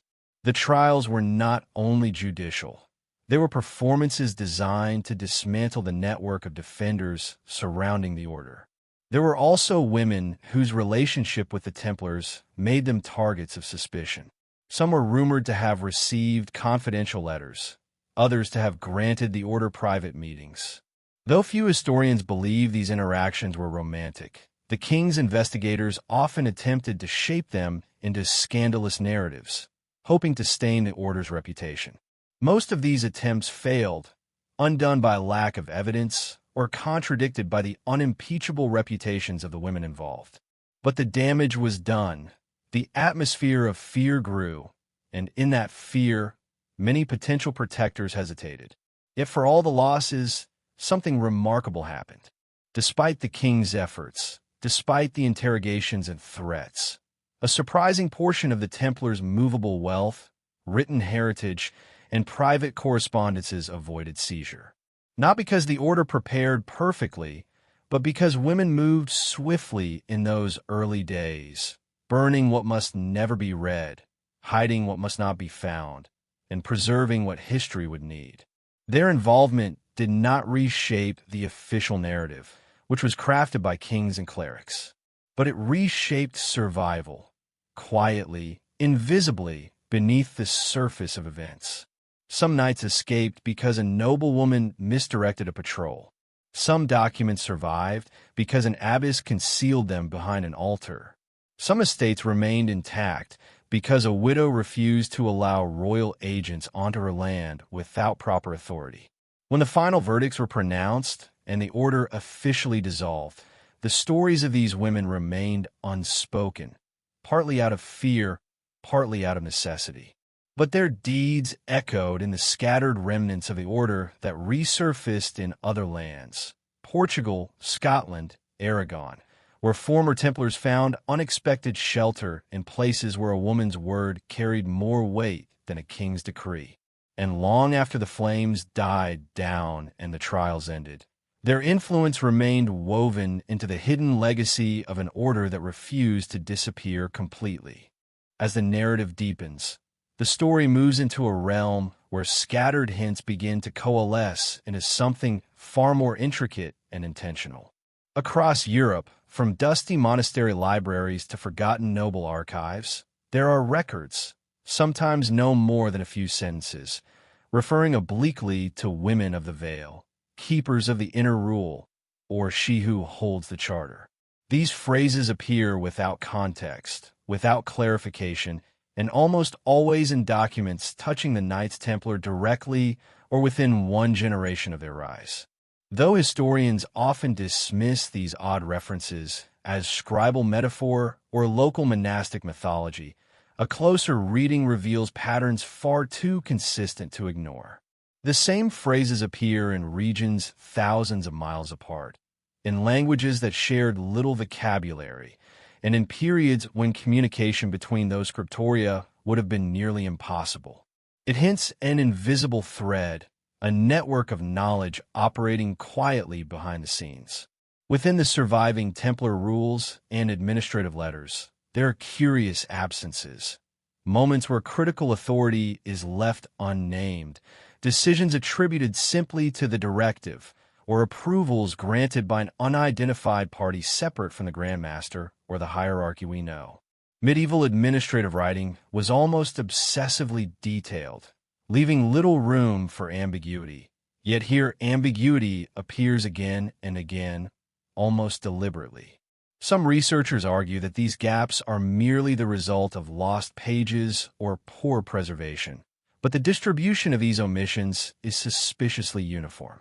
They appear in the same kinds of documents from France, Iberia, England, and the Levant, as if some editorial hand intentionally removed or obscured a specific category of information.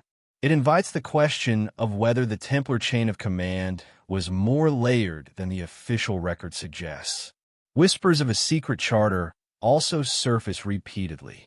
In Provence, a 14th-century archivist described seeing a document in the feminine hand bearing the seal of the lily and the star, which he claimed predated the Templar founding by several decades.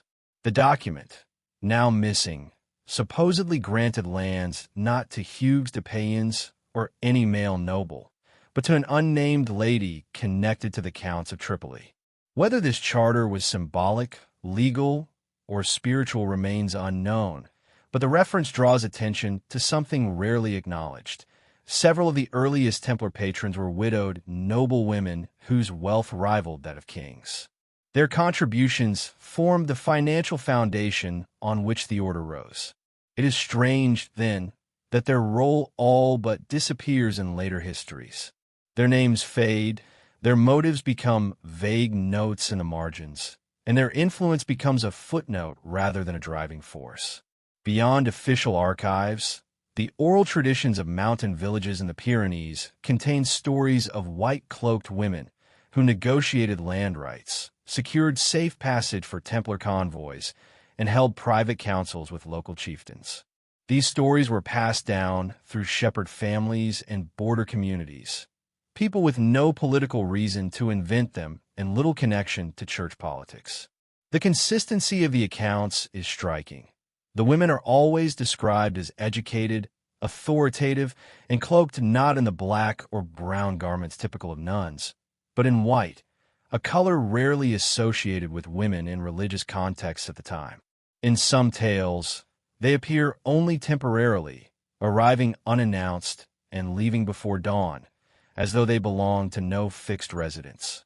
These figures are framed not as saints or mystics, but as administrators, negotiators, and commanders, roles far outside the expected female sphere of the medieval world. If such women existed, they operated in secrecy by necessity, but their footprints remain in the memories of those isolated landscapes. The esoteric manuscripts of the late Middle Ages add yet another layer of intrigue. One German mystic wrote of an order called Die Wachterinnen, the female watchers, who supposedly safeguarded knowledge far older than the temple and far deeper than the church. He claimed they met with Templar emissaries in hidden shrines, exchanging coded writings that blended Christian allegory with pre-Christian symbolism. Although scholars typically regard such manuscripts as visionary fantasies, the descriptions align eerily well with architectural features found in remote Templar commanderies. Rune-inscribed lintels, stylized goddess motifs subtly carved into supporting columns, or hidden chambers beneath chapels where pre-Crusader relics were kept. These shared motifs do not prove collaboration, but they suggest a shared symbolic language, or at least shared beliefs, between the Templars and a female-led tradition that is scarcely acknowledged in mainstream history. One of the most compelling threads comes from the diplomatic records between the Templars and various ruling families. There are at least 7 instances where negotiations with the order were conducted not through kings or lords, but through queens, countesses, or regents. In each case, the agreements were unusually favorable to the Templars, sometimes granting tax exemptions, military autonomy, or unrestricted trade rights. What makes these transactions even more curious is that many of these women were privately tutored, many possessed unusual literacy for their era, and several maintained their own circles of scholars or scribes. Some had access to old manuscripts that traced their lineage to priestess traditions of earlier pre-Christian cults. It raises the possibility that these women and the Templar leadership shared ideological connections deeper than simple political alliance. Their cooperation might have been rooted in intellectual or spiritual commonality, perhaps even shared participation in a concealed tradition that transcended the boundaries of gender roles in medieval Christendom. There is also the matter of the Templars' financial network. While much of it was controlled by male officials, a surprising number of estates, priories, and safe houses were managed by women. These women were not merely caretakers. They owned land, collected taxes, enforced trade rights, and interacted directly with Templar officials. In regions like Flanders, Burgundy, and northern Italy, these female administrators were powerful enough to influence regional economies. Their names appear briefly in legal records, only to vanish after the Templars' fall, as though someone made a deliberate effort to erase their contributions. Their disappearance from the historical stage coincides too neatly with the collapse of the order and the increased suppression of any unorthodox female authority within the Church. The deeper one follows these threads, the more they begin to align. Scattered references in monastic archives, oral traditions from remote communities, esoteric manuscripts, architectural clues, financial records, and diplomatic correspondences all point toward a hidden dynamic, a feminine authority, covert yet consistent, that interacted with, influenced, and possibly directed elements of the Templar mission. It does not imply that the Knights Templar were secretly ruled by women in the modern political sense. Rather, it suggests that the order may have been part of a much older network, one in which women served as guardians of knowledge, custodians of lineages, or initiators into spiritual traditions predating Christian Europe. The absence of their names is therefore not proof of their non-existence, but evidence of the silencing mechanisms of their time. The medieval world was not kind to women who exercised unconventional authority, and the Church often reacted harshly against any hint of female independence, especially when intertwined with esoteric knowledge. If these women truly existed, their invisibility would have been essential, not only for their survival, but for the preservation of whatever knowledge they safeguarded. All these strands, woven together, form a mosaic that suggests the Templar story is incomplete. The narrative preserved in mainstream history is only the surface layer, while beneath it lies a submerged history, a collaboration between knights and hidden female counterparts whose contributions, wisdom, and leadership were erased, obscured, or coded into symbols. What remains are clues scattered like embers across the archives of Europe, faint but still glowing, waiting for the patient observer to piece them together.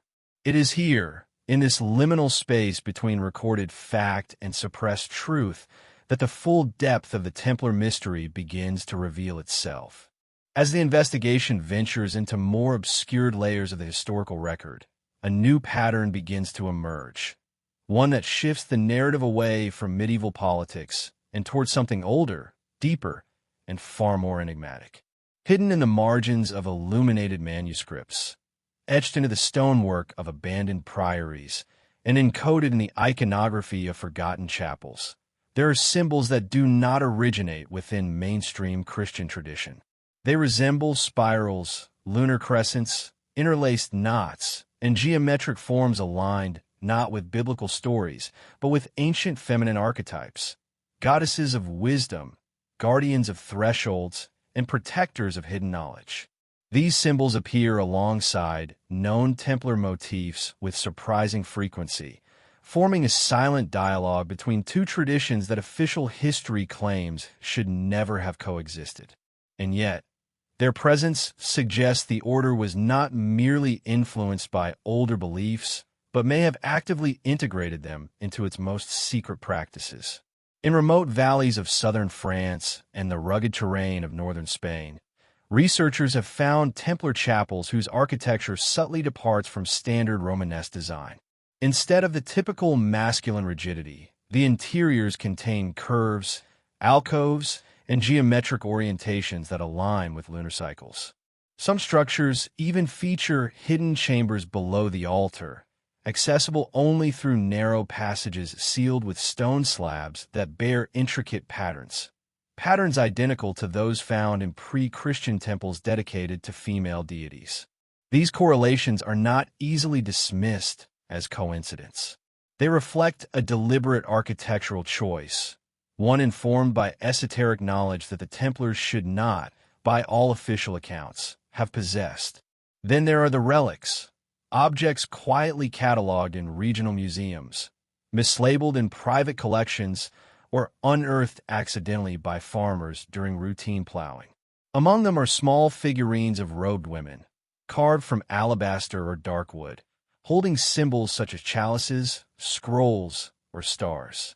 Though their origins are uncertain, the craftsmanship points to the 12th and 13th centuries, precisely the era in which the Templars flourished. The iconography does not match Marian devotion nor the virgin cults of medieval Europe. Instead, it appears tied to an older, syncretic tradition blending elements of Christian mysticism with remnants of earlier goddess worship. Some figurines depict a woman standing between two pillars, a motif echoed in Templar seal designs and mirrored in Kabbalistic texts of the same century. If these artifacts were indeed connected to the order, they challenged the common belief that the Templars were strictly orthodox in their internal symbolism. Equally intriguing are the coded manuscripts discovered in monastic libraries after the order's dissolution. Many of these texts appear outwardly innocent, collections of parables, hymns, or moral reflections. But beneath the surface, hidden in the first letters of each line or in the spacing of the script, are acrostics and numerological patterns that reveal messages addressed to unnamed female authorities. Some refer to "She Who Keeps the Gate," others to "Our Hidden Patroness," or "The Mistress of the Star." These titles carry a distinctly mystical tone, evoking not earthly nobility but spiritual guardianship. Scholars who specialize in medieval cryptography suggest these ciphers were not simple embellishments. They were functional methods of communication, designed to conceal references to a secretive feminine presence within a male-dominated religious framework. When viewed collectively, these clues point toward the possibility of a double tradition operating within the Templar Order: the public face, disciplined and martial, and a concealed esoteric layer linked to a lineage of female initiates. This idea gains traction when one examines the small but persistent references to women who acted as custodians of Templar spiritual teaching. In several accounts, traveling preachers accused the Templars of convening with female prophets or heretical women of knowledge. The Church dismissed these allegations as slander, but the accusations were curiously specific. They spoke of women who possessed secret books, who oversaw rites of purification, and who offered counsel to knights on matters of conscience and spiritual warfare. If even a fraction of these allegations were grounded in truth, they reveal a relationship between the Templars and a long-standing tradition of feminine mysticism that the Church found deeply threatening. The landscape of southern France offers yet another clue. The region long associated with Catharism, a movement that revered a feminine aspect of the divine. The Templars operated extensively in these regions, often defending Cathar communities indirectly through financial support or diplomatic intercession. Some historians argue that this was purely political, but others suggest a deeper spiritual alignment. The Cathars believed in a dual divinity, where the feminine principle was essential to salvation. If the Templars were influenced by such ideas, it could explain their peculiar reverence for the concept of the holy wisdom, Sophia, often represented in feminine form within Gnostic and pre-Gnostic traditions. It could also explain why Templar chapels in these regions contain artwork and carvings subtly depicting the feminine divine, masked beneath Christian motifs to avoid church scrutiny. Records from the Inquisition offer some of the most unexpected evidence. During interrogations, several former Templar brothers claimed that they had been instructed by unnamed ladies of the light or sisters of the inner temple. The inquisitors, expecting confessions of heresy, dismissed these statements as delusions or evasions. But modern scholars have noted that such titles bear uncanny similarity to references found in independent manuscripts and folk traditions. These testimonies also suggest that the women may not have been physically present in Templar commanderies, but rather served as spiritual figures or remote guides, functioning as part of a hidden esoteric hierarchy. For the Church, the mere suggestion of women possessing spiritual authority over military monastic men would have been intolerable, providing ample motive to suppress these accounts in the official record. Another dimension emerges when examining the Templar relationship with the East. In the Levant, the order interacted with Islamic scholars, Syriac Christians, and remnants of pre-Islamic mystery traditions. Several Eastern texts reference foreign knights seeking instruction from the women of wisdom or the daughters of the moon, groups connected to ancient Middle Eastern spiritual lineages. Whether these groups were literal communities or allegorical representations is unclear, but their existence in regional literature of the era suggests that female custodians of esoteric knowledge were very real in the medieval Near East. If the Templars indeed learned from or collaborated with these women, it could explain why their architectural, philosophical, and symbolic systems display influences far beyond traditional European Christianity. One of the most intriguing artifacts connected to this theory is a small, heavily worn manuscript found in a Portuguese estate once owned by Templar sympathizers. The text, written in a mixture of Latin and medieval Portuguese, describes a ritual overseen by a woman crowned with stars, in which knights swore oaths not only to the order, but to a hidden lady who guarded the inner mysteries. Scholars debate the authenticity of this document, but the language matches other known texts from the era, and the symbolism, particularly the star-crowned woman, appears repeatedly in Templar iconography, disguised as Marian devotion.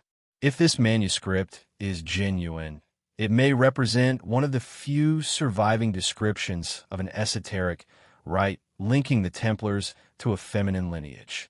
The deeper one delves, the clearer it becomes that these symbols, manuscripts, artifacts, and architectural anomalies do not stand alone.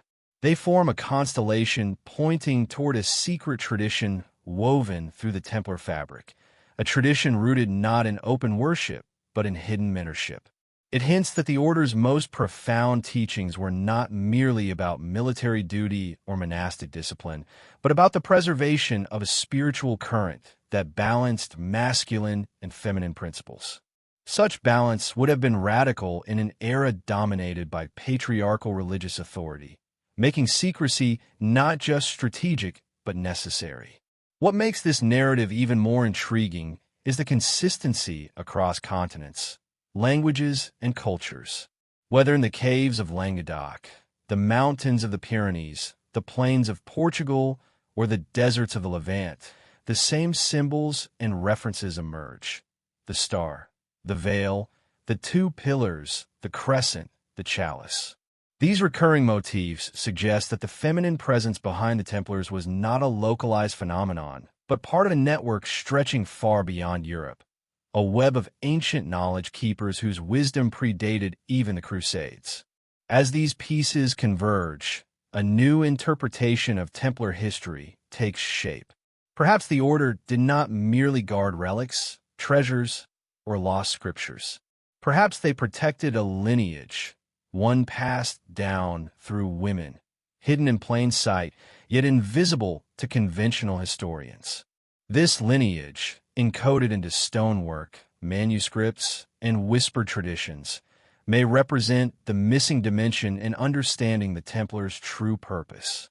It is a possibility both tantalizing and unsettling, that the most feared, powerful, and enigmatic brotherhood of the Middle Ages may have owed its deepest allegiance not to kings, popes, or earthly authorities, but to a concealed feminine wisdom long suppressed by the institutions that later condemned them.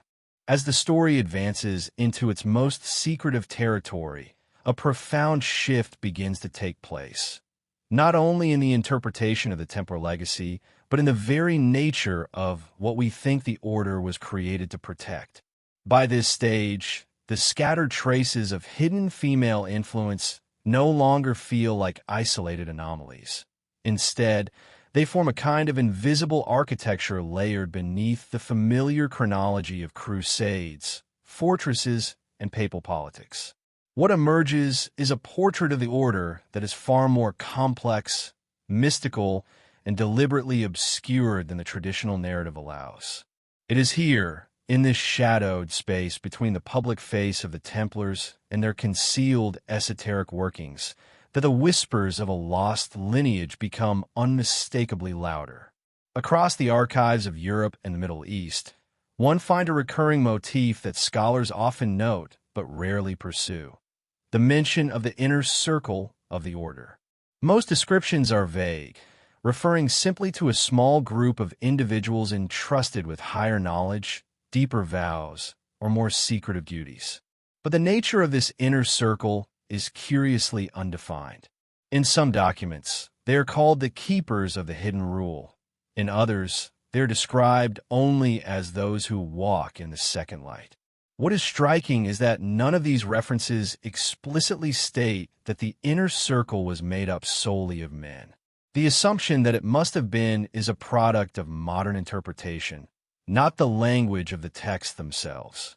And scattered among letters, marginal notes, and obscure psalters are hints, small, subtle, but persistent, that the highest mysteries of the order may have been shared with, shaped by, or even guarded by women whose identities were never recorded in official history. One of the most enigmatic pieces of evidence is found in an illuminated manuscript recovered from a Flemish estate linked to Templar sympathizers. On the surface, it appears to be a devotional book, its pages filled with prayers and meditations. But embedded within the illustrations are tiny, nearly hidden depictions of women in positions of authority, standing beside Templar knights, handing them scrolls, or pointing toward stars and celestial diagrams. At first glance, these images might be dismissed as symbolic, perhaps representing the Virgin Mary or allegorical virtues. Yet the faces, attire, and gestures of these women do not match traditional Marian iconography. They appear as equals, not ethereal ideals. Some wear circlets, some hold keys, and some carry chalices bearing unusual markings. Their presence suggests that whoever commissioned the manuscript wished to preserve the memory of women who played roles within the order's deeper spiritual work, roles that could not be openly acknowledged. Compounding this mystery is the existence of ritualistic fragments found in the archives of northern Italy, fragments that refer to sponsors, guides, or initiators who conducted the private spiritual training of Templar candidates. These roles, again, are not assigned a gender in the original texts, but an early commentary written by a Benedictine critic of the order mentions, with clear disapproval, that the knights seek counsel not only from priests but from certain women who claim knowledge of the mysteries. The critic does not specify whether this was rumor or observed fact, but his condemnation of women acting as confessors implies that the practice was widespread enough to cause clerical concern. Such a role would have been unthinkable under church law, yet entirely possible within a clandestine esoteric network operating beyond ecclesiastical scrutiny. Further hints arise in the personal correspondence of nobles who supported the Templars financially. Several letters written by influential countesses and queens describe meetings with Templar envoys where matters of the inner wisdom were discussed, phrases that stand out starkly in documents otherwise focused on land rights and feudal arrangements. One queen of Aragon references an unnamed woman who served as the order's most trusted interpreter of signs and visions. Another noblewoman writes cryptically about the sister who guides the Red Cross, as though such a figure was known among the inner elite of the aristocracy. These mentions are too deliberate to dismiss as poetic coincidence. They imply knowledge of a woman, or possibly several women, whose expertise in spiritual or prophetic matters was recognized by high-ranking members of the Templar Order. A similar thread appears in the material culture of the period. Certain Templar graves, particularly in the Iberian Peninsula, feature effigies that incorporate feminine symbols, crescent moons, chalices with intertwined vines, or stars radiating 12 rays. While some historians attribute these motifs to regional artistic traditions, their prevalence near Templar burial sites raises questions. In one remarkable case, a tomb in Portugal bears an inscription referring to the knight buried there as the son of the Lady of Light. No further explanation is provided, and the identity of the woman remains unknown. The final threads of this hidden tapestry draw together in ways that feel almost impossible, as though the past has been quietly waiting for someone patient enough to listen to the echoes left behind. Throughout the ruins, manuscripts, testimonies, and whisper traditions, there's a singular question rising with increasing clarity. If the Templars were influenced, guided, or protected by an unseen feminine tradition, then what became of that lineage after the Order's destruction? Did it vanish with the knights burned at the stake and their coffers seized by kings? Or did it simply pass beneath the surface of history, continuing its work in the shadows as it had done for centuries before? To explore this, one must first understand the chaos that followed the dissolution of the Order. When the arrests began in 1307, the knights who escaped fled in every direction: Scotland, Portugal, the Mediterranean, the Black Sea, even into the deep, ungoverned forests of Central Europe. But these escapes, if one follows the rare surviving accounts closely, were not as chaotic as they appeared. Several chronicles suggest that the Templars retreated to predetermined safe havens, many of which were overseen not by knights, but by women of noble or mystical reputation. There are references to the houses of the guardians, shelters run by widowed countesses, reclusive abbesses, or unnamed women whose authority surpassed that of their male counterparts. These houses served as nodes in a clandestine network, offering refuge, food, coded communication, and transportation. Such an organized network implies preparation, planning done not by desperate men, but by a hidden leadership anticipating persecution long before it arrived. In Portugal, where the Templars reconstituted themselves as the Order of Christ, a peculiar phenomenon appears in the royal records. Several influential women gained immense, sudden authority over lands previously connected to the Templar network. They were granted privileges unusual even for queens and noblewomen of their time: tax exemptions, control over maritime trade routes, and oversight of religious estates. These privileges were granted quietly, without the lengthy negotiations typical of medieval politics.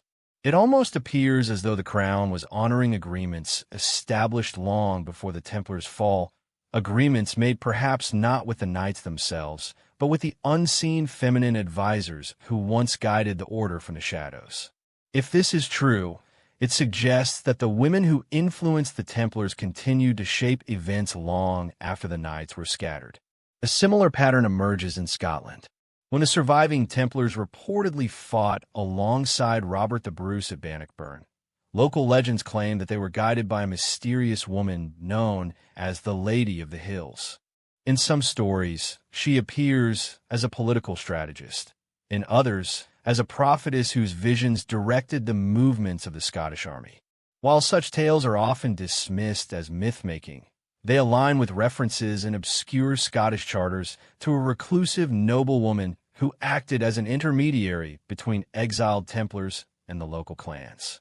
The combination of prophecy, political influence, and hidden authority mirrors the roles described in earlier Templar documents referring to female guides within the order. If the legends contain even a sliver of truth, they demonstrate how the feminine esoteric lineage not only survived the destruction of the Templars, but continued to exert influence in key historical events. Across the Mediterranean, the same pattern persists. In Cyprus, oral traditions speak of the mothers of the harbor, women who guarded Templar refugees as they fled by sea. In Greece, carved into the stones of abandoned chapels once used by the order, are symbols associated with goddess cults, spirals, labyrinth figures, and star-crowned women that reappear in regions where fleeing Templars reportedly found sanctuary. These motifs suggest cultural continuity, not coincidence. They hint that the feminine knowledge keepers who guided the order before its fall continued to protect and transmit their symbols long after the knights had vanished from public life. Then there are the odd manuscripts that began surfacing in the centuries following the Templars' dissolution, texts attributed to secret groups, mystical fraternities, and elusive circles of wisdom. Many of these manuscripts describe teachings remarkably similar to those associated with the Templars: the duality of light and shadow, the importance of hidden truth, the balancing of masculine and feminine forces, and the idea of a sacred lineage stretching back to ancient times. Some of these texts explicitly reference the Sisters of the Veil, the Ladies of the Star, or the Mothers of Hidden Knowledge, names nearly identical to those found in surviving Templar ciphers. The recurrence of these titles over centuries suggests continuity, not invention. The lineage did not disappear. It adapted, concealed itself, changed names, and wove its way into other movements.